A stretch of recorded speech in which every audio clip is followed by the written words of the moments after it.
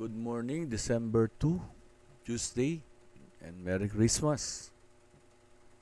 So, top-down analysis tayo ulit. But before we do top-down analysis, we discuss some basic candlestick psychology. No? Halimbawa,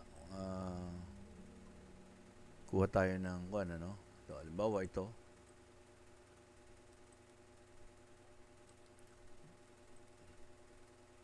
Sabihin na natin ito ay green, no, lime. Ayan. Ayan. And the other one is red. Gawa tayo ng mga basic ngayon. Ito, basic.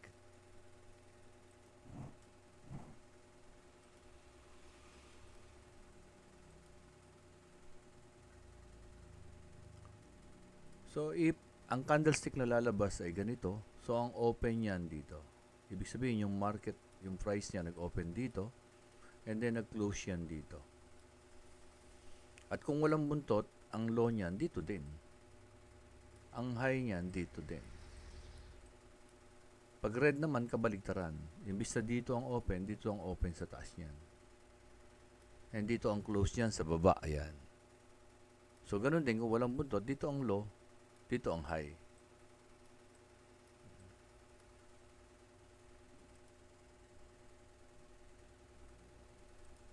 Pero kung may buntot, halimbawa, nagkaroon ng buntot, yung green nagkaroon ng buntot sa taas, importante rin na binabasa nyo kung gaano kahaba yung mga buntot. For example, nag-open dito yan dahil green, bumaba muna, and then tumaas. Pagtaas niya, bumaba uli. Ito ngayon yung high, ito yung low, ito yung close. Ibig sabihin, bumaba, na-reject ng buyer, kaya nagkaroon ng buntot. Ayan. And then, tumaas hanggang dito, na-reject ng seller, kaya nagkaroon ng buntot sa taas. So, we also have to consider yung mga buntot na yan, lalo na kung nasa higher time frame ka, katulad nito. So, kung red, ganun din, open dito sa taas nga lang, ang close dito sa baba, pero the low is still sa baba and high sa baba. Ang ibig sabihin ng mga buntot na yan is nireject ng seller yung pagtaas ng price.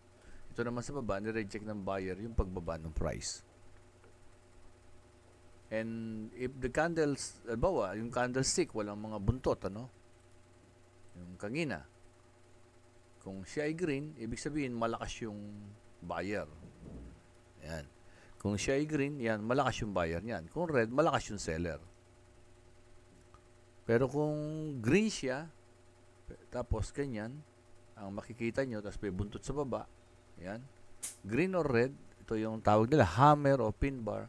Ibig sabihin, yung buyer talaga, malakas din ito. Kasi nireject niya yung pagbaba ng price. Lalo na kung ito ay nasa ibabaw ng support yung katawan. Pero kung ito naman ay baligtad, ayan, inverted hammer, sabi nga nila, nireject ng seller yung pagtaas ng price. Ayan. Lalo na kung ito ay nasa ilalim ng resistance yung katawan niyan. Ito yung resistance, ito naman, ito yung support. Iba ang mga ibig sabihin yan. Pero kung ito naman ang nakita nyo, may dalawang buntot na mahaba sa pagkabilaan, so ibig sabihin yan, indecision. Tawag na iba dyan, doji. Yan. So, may mga ibig sabihin yan. So, lalo na kung, tulad na ito, doji, ito mga ito. Ayan. Maliliit ang katawan. Ito, ayan, maliit ang katawan yan. Ayan. So, ito naman, malaki katawan, pero malaki rin yung buntot sa ilalim. Ayan.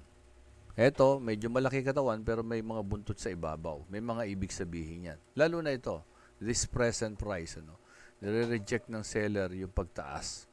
Kaya lang, itong following candlestick na to, November, medyo malaki yung body. Ibig sabihin, possible na ipupush na talaga yung price. Kasi nga, this 1, 2, 3, 4 candlestick are all bullish.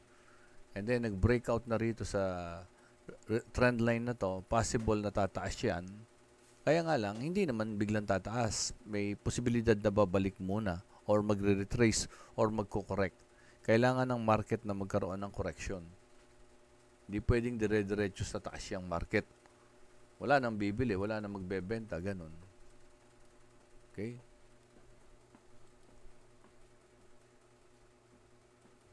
Okay, now we have this established support and resistance. This is the monthly ng September. This is the September high and this is the October low. Itong candlestick na to September, ito October, ito November. So ito naman yung October high or the all-time high. Kung papansinin nyo, yung October high at saka yung November high, mas mababa yung November, kaya parang may trend line. Dito naman, October low and November low, may trend line din. So this is a consolidation at lumabas dyan yung price. Another possibility na dumiretso yung price after the pullback, every pullback. So we will look for a buy opportunity. But we can also look for a sell opportunity during the pullback or correction.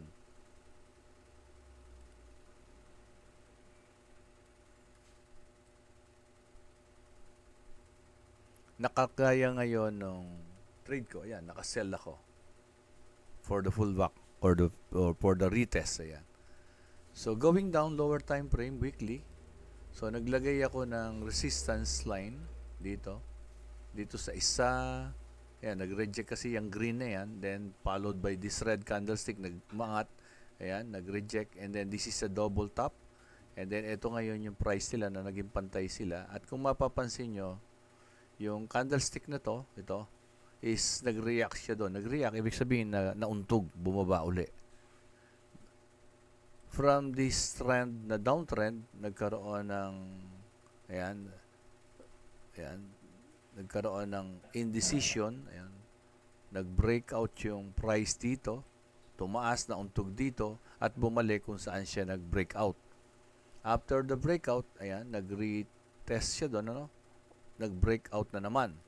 Nag-breakout dito, yan. At kasalukuyang nasa ibabaw siya nung triangle na to on a weekly basis, konti lang yung nakalabas, most likely, babalikan niya yan. Babalik for a correction or for a retest kung saan siya lumabas. Kaya we need to have our top-down analysis and ayan, naglagay tayo ng dalawang blue line, ayan.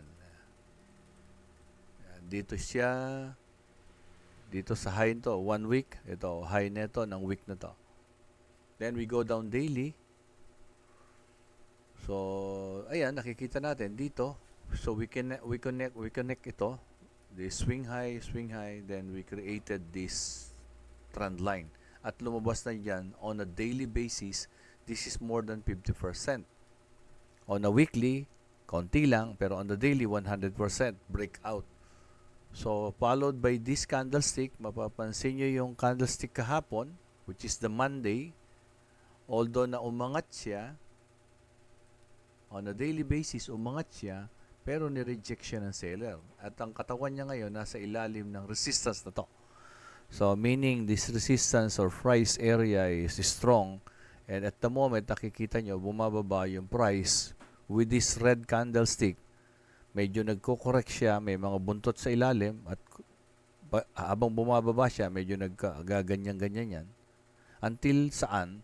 Most likely, dito sa kung saan siya nag-breakout. But this is daily, ano? Baba pa tayo ng 4 hours, hanap tayo, bakit pa siya bumababa? So, dito yung nagkaroon ng breakout on the 4 hours, tapos nag-retest ito, and then another breakout, rally, base rally, and then, maaring babalik talaga siya kasi baka may mga unfilled orders dito during the time na biglang umangat. Usually may ganun. And then 1 hour. So, tingnan natin bakit ba siya bumabalik pilit. Although that is the characteristic ng candlestick, ng gold pala.